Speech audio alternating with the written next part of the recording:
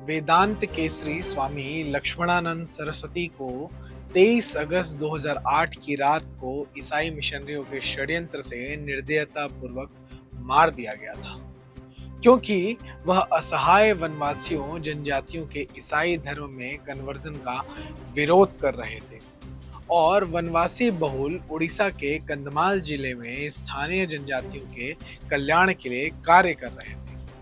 जिस दिन स्वामी जी की हत्या की गई वह तिथि थी श्री कृष्ण जन्माष्टमी की। हिंदू पर्व की तिथि के दिन जनजाति हितों की रक्षा में लगे एक सनातनी सन्यासी की हत्या कर दी गई। बावजूद इसके देश में मौजूद केंद्र की कांग्रेस सरकार और राज्य में मौजूद बीजू जनता दल की सरकार ने कोई एक्शन नहीं लिया। आइए जानते हैं स्वामी जी के बलिदान की गाथा। मैं हूं शुभम उपाध्याय और आप देख रहे हैं द नैरेटिव। ओडिशा के वनांचल कंधमाल जिले के ग्राम गुरगंज में वर्ष 1924 में स्वामी लक्ष्मणानंद सरस्वती जी का जन्म हुआ था। उनकी बचपन से ही हमेशा आकांक्षा थी कि वे समाज के लिए अपना जीवन समर्पित करें। गृहस्थ और 2 बच्चों के पिता होने के बावजूद उन्होंने अपने संकल्प को सिद्ध किया और इसके उद्देश्य के लिए एक दिन अंततः साधनाओं के लिए हिमालय का मार्ग पकड़ लिया। वर्ष 1965 में जब वह हिमालय से लौटे तब वह गोरक्षा आंदोलन से जुड़ गए। आरंभ में उन्होंने अपने काम का केंद्र कंधमाल जिले के चकपाद गांव को बनाया। कुछ ही वर्षों में उनके सेवा कार्य की ख्याति चारों तरफ से क्षेत्रों में फैलने लगी। उन्होंने जनजातीय लोगों के सामाजिक और धार्मिक विकास के अलावा उन्हें सशक्त बनाने के लिए 4 दशकों तक काम किया। उन्होंने कंधमाल के दूरस्थ स्थान चकपाद में संस्कृत पढ़ाने के लिए गुरुकुल पद्धति पर आधारित एक विद्यालय और महाविद्यालय की स्थापना की। जिले में स्वामी जी का जलेसपट्टा स्थित शंकराचार्य कन्याश्रम नामक एक और आवासीय विद्यालय और आश्रम है, जहां बालिकाओं को शिक्षा दी जाती है। वर्ष 1969 में उन्होंने चकपाद में अपना पहला आश्रम आरंभ किया था और यह आश्रम स्थानीय जनजातीय आबादी के कल्याण के उद्देश्य से गतिविधियों का केंद्र बन गया। उन्होंने विरूपाक्ष, कुमारेश्वर और जोगेश्वर मंदिरों का जीर्णोद्धार किया। स्वामी जी वेदांत दर्शन और संस्कृत व्याकरण के मूर्धन्य विद्वान थे और इसीलिए उन्हें वेदांत केसरी के नाम से जाना जाता था। वह लंबे समय तक फुलमनी जिले में डटे रहे और जनजाति संस्कृति एवं धर्म की रक्षा के लिए कड़ा संघर्ष करते रहे। पुरी के गोवर्धन पीठ के शंकराचार्य ने उन्हें विधर्मी कुचक विदारण महारथी की उपाधि से सम्मानित किया था। स्वामी जी द्वारा कंधमाल में अपना काम शुरू करने के समय से ही आरएसएस अर्थात राष्ट्रीय स्वयंसेवक संघ के समर्पित प्रचारक रघुनाथ सेठी लंबे समय तक उनके साथ जुड़े रहे। उन्होंने शुरू में चकपाद में अपनी गतिविधियों के स्थान का चयन किया क्योंकि वहां प्रसिद्ध विरूपाक्ष मंदिर है। इसके बाद उन्होंने जलेसपट्टा में कन्याश्रम, तुलसीपुर में सेवा स्कूल, कटक जिले के बांकी और अंगुल जिले के पाणीग्रेला में एक आश्रम की स्थापना की। चकपाद स्थित विरूपाक्ष मंदिर कंधमाल जिले में मौजूद है। स्वामी जी दूरदर्शी थे, जो कि उनकी गतिविधियों से भी स्पष्ट होता है। उन्होंने एक एक क्षेत्र में अपनी गतिविधियों के माध्यम से कंधमाल के लोगों की जीवन शैली में आमूल-चूल परिवर्तन लाया। उन्होंने प्रौढ़ शिक्षा के लिए रात्रि विद्यालय आरंभ किया। उन्होंने वर्ष 1969 में चकपाद में कल्याण आश्रम नामक एक संस्कृत विद्यालय आरंभ किया, जिसे अब संस्कृत कॉलेज के रूप में प्रोन्नत कर दिया गया है।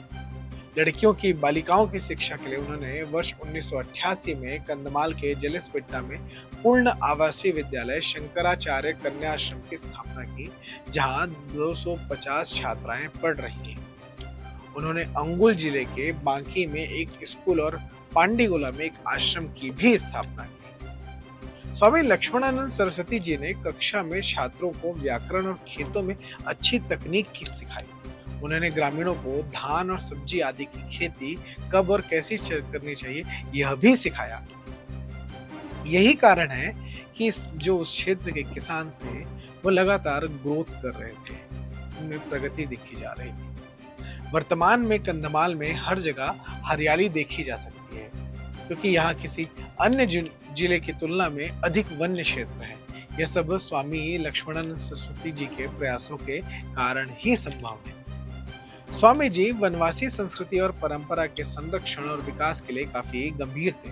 उन्होंने कई स्थानों पर वनवासी देव स्थान अर्थात धर्माणी पेड़ों की स्थापना की और उनका जीर्णोद्धार करवाया।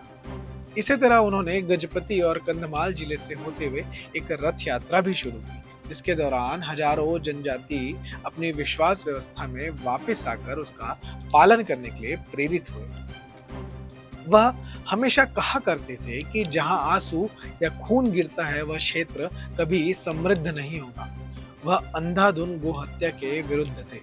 उन्होंने लोगों को पशुओं को कत्लेआम से बचाने की शिक्षा दी। कई मौकों पर उन्होंने प्रदर्शन, धरना, इन सभी गतिविधियों को अंजाम दिया और राज्य के कई हिस्सों में भूख हड़ताल में भी हिस्सा लिया। उन्होंने इस कारण से राज्य भर में दौरा भी किया। वह कई सामाजिक, सांस्कृतिक और धार्मिक संगठनों से जुड़े रहे। उन्होंने राज्य के विभिन्न हिस्सों में कई मंदिरों की स्थापना की और उनका जीर्णोद्धार किया। कंधमाल में उनका मुख्य कार्य वनवासियों को ईसाई कन्वर्जन से बचाना था। उन्होंने जनजातियों को उनके मूल विश्वास में वापस लाने के लिए अपने स्तर पर भरसक प्रयास किए।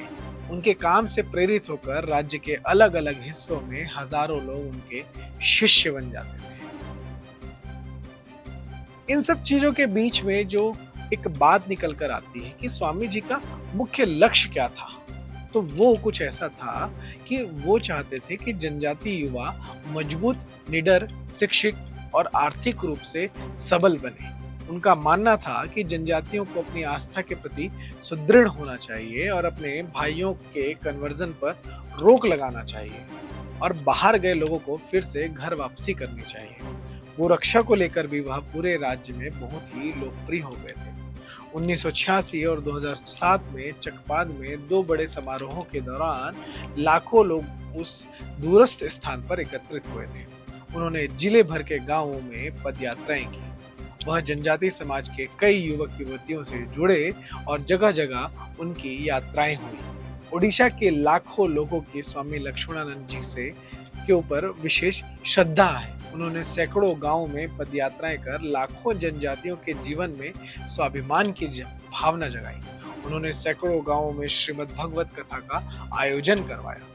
1986 में स्वामी जी ने जगन्नाथपुरी में विराजमान भगवान जगन्नाथ स्वामी के देवी देवताओं को विशाल रथ में बिठाकर करीब 3 महीने तक उड़ीसा के वनवासी क्षेत्रों में यात्राएं निकाली। इस रथ यात्रा के माध्यम से करीब 10 लाख जनजाति पुरुष और महिलाएं भगवान जगन्नाथ से जुड़े और श्रद्धा पूर्वक पूजा अर्चना की। इस रथ यात्रा के माध्यम से स्वामी जी ने निषेध सामाजिक कुरीतियों के विरुद्ध जन जागरूकता भी पैदा की और गोरक्षा को बढ़ावा दिया। इससे जनजातियों में चेतना और भक्ति जागृत हुई। वर्ष 1970 से दिसंबर 2007 तक स्वामी जी पर 8 बार यही कारण थे कि उन पर हमले होते गए। लेकिन इन हमलों के बावजूद जनजातियों का ईसाई धर्म में कन्वर्जन रोकने का स्वामी जी का संकल्प अटूट रहा। स्वामी जी कहते थे वो जो भी प्रयास करेंगे वे दिव्य कार्य में कोई भी बाधा नहीं डाल पाएंगे। उनकी हत्या से पहले और हत्या की घटना किस तरह से हुई वो भी जानना जरूरी है। दरअसल 10 अगस्त से 21 अगस्त 2008 के बीच स्वामी जी को अपहरण और मौत की धमकी देने वाले 3 लेटर मिले। पुलिस ने कई शिकायतों के बाद अंततः 23 अगस्त को निजी सुरक्षा कर्मी उपलब्ध कराया। 23 अगस्त 2008 को उड़ीसा के कन्या आश्रम जलेसपिट्टा कंधमाल जिले में शाम 7:30 बजे स्वामी जी अपनी प्रार्थना के बाद आश्रम के लोगों से बातचीत कर रहे थे। इसी दौरान AK-47 राइफल और अन्य हथियारों से लैस 15 नकाबपोश लोग आश्रम में घुस आए। उस दौरान बाबा अमृतानंद को स्वामी लक्ष्मणानंद सरस्वती मानते हुए उन्हें गोली मार दी गई। आश्रम की एक अन्य शिष्या थी माता भक्तिमयी, जो पीछे के दरवाजे से बाहर भागी। स्वामी जी के कमरे में पहुंची और कमरे का दरवाजा अंदर से बंद कर दिया। स्वामी जी को बचाने के लिए उन्हें वॉशरूम में जो बाथरूम था उसमें छुपा दिया गया। हमलावरों ने इस दौरान दरवाजा काटकर माता भक्तिमयी की हत्या कर दी। उनकी सहायता के लिए पहुंचे किशोर बाबा पर भी गोली चला दी गई। हमलावरों ने कमरे में प्रवेश किया और स्वामी लक्ष्मणानंद सरस्वती की तलाश जारी की। उन्होंने बाथरूम के अंदर, शौचालय के अंदर का दरवाजा खोला और वहां उन्हें स्वामी लक्ष्मणानंद सरस्वती मिले, जिन्हें गोली मार दी गई। स्वामी जी की तत्काल घटनास्थल पर ही मृत्यु हो गई। वह 84 वर्ष के थे जब उन्हें इतनी निर्ममता से मारा गया था। हमलावरों ने बर्बरता से धारदार हथियारों से मृतकों के शवों को काट दिया था। ये जो हत्याएं हुई, ये जो स्वामी जी की हत्या की गई, उनके शिष्यों की, उनके शिष्य की हत्या की गई, इसके पीछे का कारण क्या था, यह भी जानना जरूरी है। ईसाई मिशनरियों द्वारा अवैध और धोखाधड़ी से जनजातियों का कन्वर्जन रोकने के लिए पिछले 40 साल से स्वामी लक्ष्मणानंद सरस्वती लगातार निरंतर प्रयासरत थे। यह एक बड़ा कारण था। इसके अलावा स्वामी जी का गो हत्या विरोधी अभियान भी कुछ लोगों की आंखों में चुभ रहा था, क्योंकि इसके माध्यम से बड़ी संख्या में लोग उनसे जुड़ रहे थे। स्वामी जी ने ईसाई मिशनरियों द्वारा अवैध रूप से भूमि कब्जा करने के षड्यंत्र को भी उजागर किया। इसके अलावा स्वामी लक्ष्मणानंद सरस्वती जी की जनजाति उत्थान गतिविधियों ने ईसाई मिशनरियों को चुनौती दी थी, जो असहाय जनजातियों के धर्म को बदलने का प्रयास कर रहे थे। यही कारण है कि अंतिम हमले से पहले स्वामी जी पर 8 बार प्राणघाती हमले किए गए। 1969 में रूप गांव स्थित एक स्थानीय चर्च के पादरी के नेतृत्व में ईसाइयों की भीड़ द्वारा उन पर हमला करवाया गया था। 1970 में गो तस्करों द्वारा हमला करवाया गया। फिर 1978 में बंटिगिया में आयोजित एक धार्मिक सभा में उन पर हमला हुआ। 1981 में खिंगिया में हथियारबंद क्रिश्चियन आतंकियों द्वारा हमला किया गया। 1983 और 1999 और फिर बाद में 2002 और 2007 में भी उन पर समय समय पर इस तरह के हमले होते रहे। स्वामी जी पर 8 हमलों के बावजूद प्रशासन द्वारा पर्याप्त सुरक्षा प्रदान नहीं की गई। हत्या के दिन अकेले सुरक्षा कर्मियों को बिना किसी विकल्प के छुट्टी पर जाने की अनुमति दे दी गई। और इस पूरे हत्या की घटना के बाद 23 अगस्त को कई जगह पर सड़कों पर विरोध प्रदर्शन हुए। जलेसपिट्टा में कर्फ्यू लगा दिया गया। 24 अगस्त को लोगों ने जुलूस में साधुओं के शव निकाले। उड़ीसा सरकार ने न्यायिक जांच के आदेश दिए। 25 अगस्त को राज्यव्यापी बंद का आह्वान किया गया और इसके कारण कई जगह से कड़ी प्रतिक्रियाएं भी सामने आई। 28 अगस्त को पूरे देश में कंधमाल में कथित अत्याचारों के विरोध में ईसाई शिक्षण संस्थान बन रहे। इस दौरान ईसाई जबरदस्ती इसमें कहने लगे कि उनके साथ अत्याचार हो रहा है। 25 अगस्त से 1 सितंबर के बीच स्वामी जी की हत्या में मिशनरियों की भूमिका को छिपाने के लिए कई ईसाइयों ने अपने घरों में स्वयं आग लगा दी और चर्चों में स्थानांतरित हो गए। इसके बाद उड़ीसा में बड़ी संख्या में हिंदुओं की अंधाधुंध गिरफ्तारी हुई। ईसाइयों द्वारा बड़े पैमाने पर झूठा और दुर्भावनापूर्ण अभियान चलाया गया। तत्कालीन पोप बेनेडिक्ट 16 ने कंधमाल में ईसाइयों की कथित हत्या की निंदा जारी की। 3 सितंबर को बिशप राफेल चेनात ने सुप्रीम कोर्ट में याचिका दायर की। सुप्रीम कोर्ट ने राज्य सरकार को किसी भी यात्रा की अनुमति देने पर रोक लगाई। 5 सितंबर को पुलिस ने 453 निर्दोष हिंदुओं को गिरफ्तार किया और 6 सितंबर को हजारों साधु भुवनेश्वर में इकट्ठे हुए, जिन्हें बाद में गिरफ्तार कर लिया गया। इस पूरे मुद्दे को लेकर कई तरह की चीजें सामने आई। किस तरह मिशनरी से जुड़े लोग स्वामी जो लक्ष्मणानंद सरस्वती थे उनका विरोध करते थे। कहीं न कहीं गो हत्या निवारण अधिनियम लागू करने में प्रशासन की विफलता रही। इस मुद्दे पर जो यूपीए की सरकार की भूमिका थी वो भी संदेहास्पद थी। उन्होंने इस हत्या पर कोई बयान नहीं दिया। इसके अलावा तत्कालीन प्रधानमंत्री मनमोहन सिंह और कांग्रेस पार्टी ने कंधमाल के ईसाइयों के पक्ष में वक्तव्य जारी किया था। केंद्रीय गृह मंत्री शिवराज पाटिल ने ईसाई बस्तियों और राहत शिविरों का दौरा किया, लेकिन उन्होंने आश्रम जाने की आवश्यकता नहीं समझी। केंद्र और राज्य सरकार दोनों ने घटनाओं के बाद कथित रूप से प्रभावित ईसाई परिवारों को वित्तीय सहायता प्रदान की, जबकि हिंदुओं को कुछ भी नहीं दिया गया। दोषियों की गिरफ्तारी और उनके द्वारा रखे गए अवैध हथियारों की जांच तथा उन्हें अपने नियंत्रण में लेने के लिए सरकार या प्रशासन द्वारा कोई प्रयास नहीं किए गए। स्वामी जी की हत्या में ईसाई गैर सरकारी संगठन अर्थात एनजीओ की भूमिका की भी जांच नहीं की गई। सरकार का रवैया ईसाइयों की रक्षा और हिंदुओं को प्रताड़ित करने का था। सैकड़ों हिंदुओं की गिरफ्तार किया गया, लेकिन बहुत कम ईसाइयों से पूछताछ की गई। चर्चों और अन्य ईसाई संगठनों को राहत के रूप में लाखों रुपए प्रदान किए गए, भले ही इस अवधि के दौरान उन्हें कोई नुकसान ना पहुंचा हो।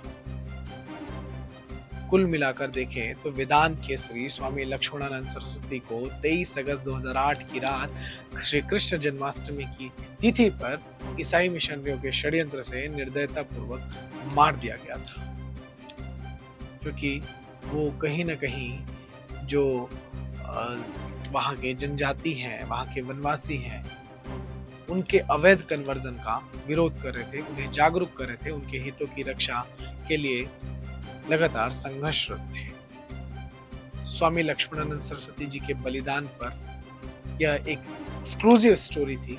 ऐसे ही स्टोरीज को आप देखने के लिए देखते रहें द नैरेटिव। और आपको यदि यह वीडियो पसंद आया हो तो आप इसे लाइक करें, शेयर करें, और द नैरेटिव के लेटेस्ट अपडेट के लिए आप द नैरेटिव को सब्सक्राइब कर बेल बटन दबाना ना भूलें।